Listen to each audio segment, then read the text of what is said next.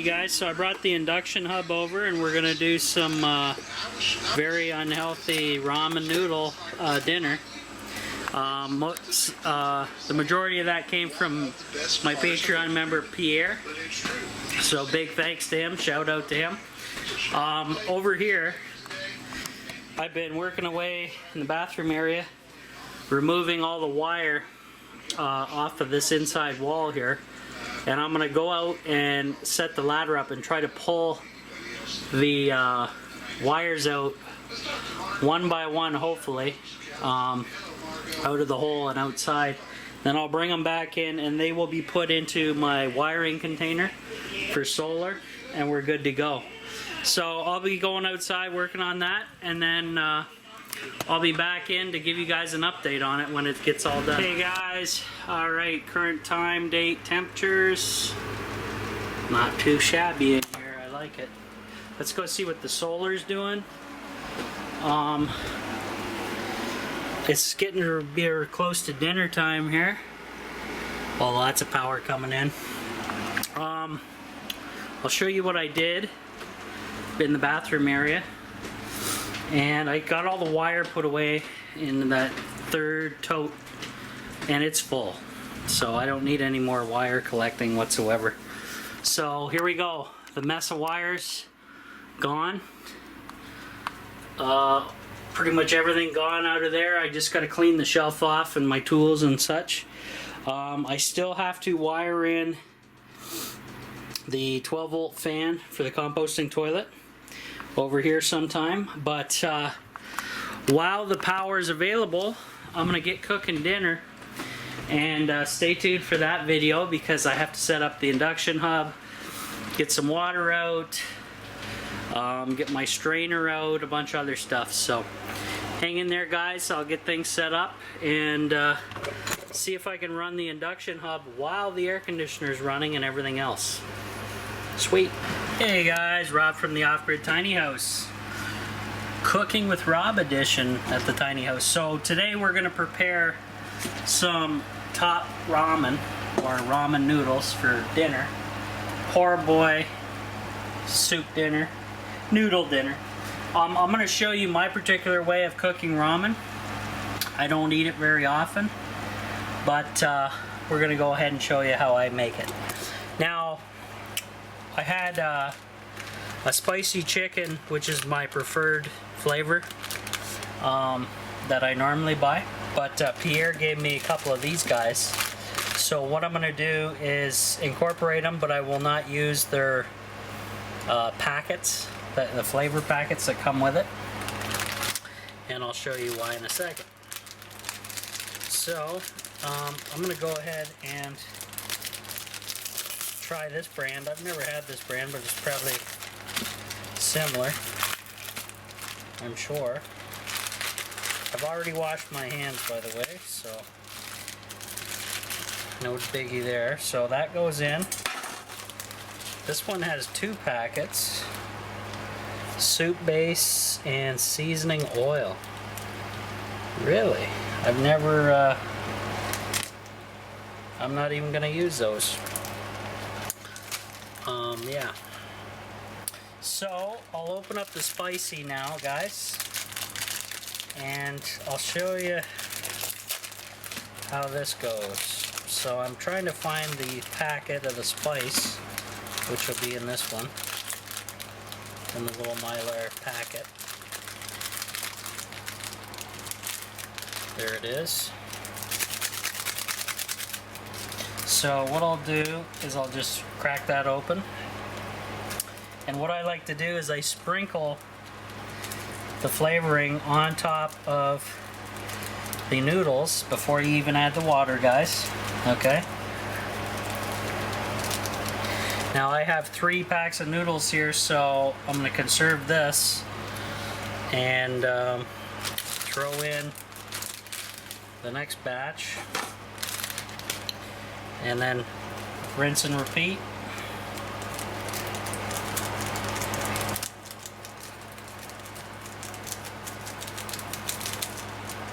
Okay, and I got enough left saved for the last one.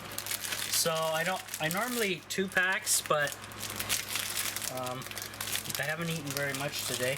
Now this is not very nutritious, guys, so I actually have a red pepper in the fridge to go with this. I'm just going to wash it up and just eat chunks off of it, basically, with the noodles, I guess. And I think that will do. So, put some on the last set of noodles here. Now, if anybody knows their ramen and knows what's in these packets, there is a lot of salt. Not good for you. So my method of doing this is a little different, and I'm just going to use a bottled water for I'm not using my rain catchment water because of possible contamination, guys. It's just how that goes. And what I like to do is I just go over the noodles so the seasoning kind of goes inside of them. And I'm only going to use a bottle of water. That's not a whole lot of water inside of there.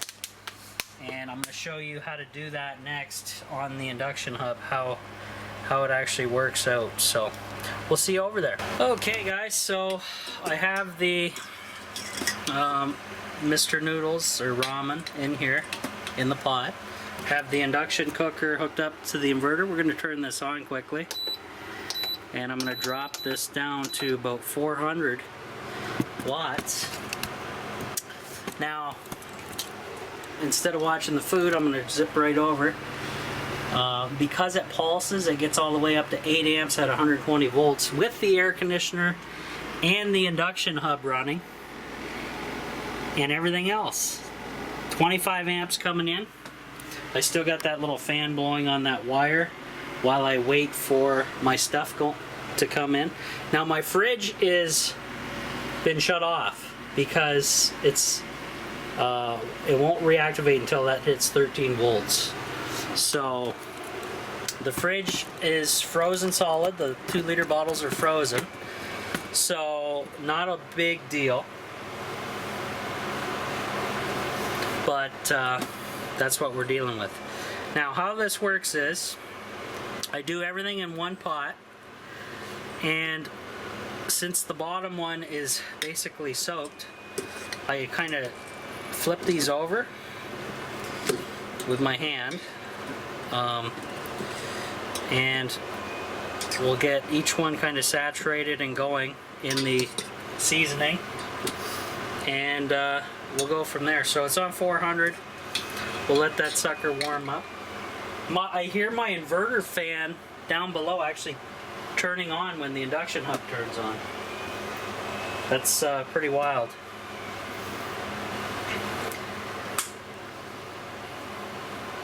I'm actually going to drop it to 200 because that will use less power and still do the same job, just take a little longer. Not that I'm in a hurry.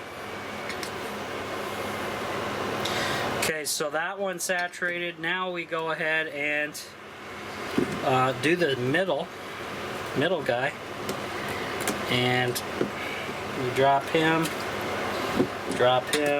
throw him up on top. Now I know this looks goofy, guys, but if you're trying to conserve water and you're in like a shit hit the fan or off-grid situation where you can't just dilly use water to cook your meals, this is kind of the way I learned how to do it, my method. Battery's still at 13 volts, which is good. And this is amazing, guys. I never pictured the day being able to run all these heavy loads at the off-grid tiny house. It was the goal, but I could never see the day. And it actually proves to me how bad my original solar panels were at the off-grid tiny house. I can't believe how crappy they were.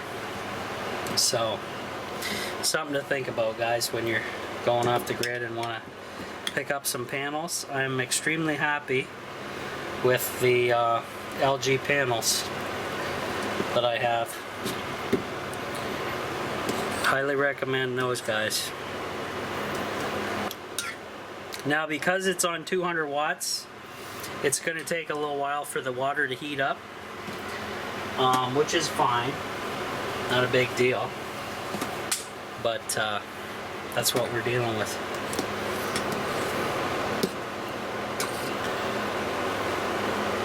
So I'll let this cook. Basically, all I'm doing is making sure each layer of noodles gets cooked, and by flipping them and changing them over. And then once that's done, I'll turn the camera back on and show you what I do then to eliminate 90% of this salt but still hold the flavoring in on the noodles, which is kind of like kind of important, if you know what I mean. Or it'll taste like plain Jane nasty. So see you guys in a bit.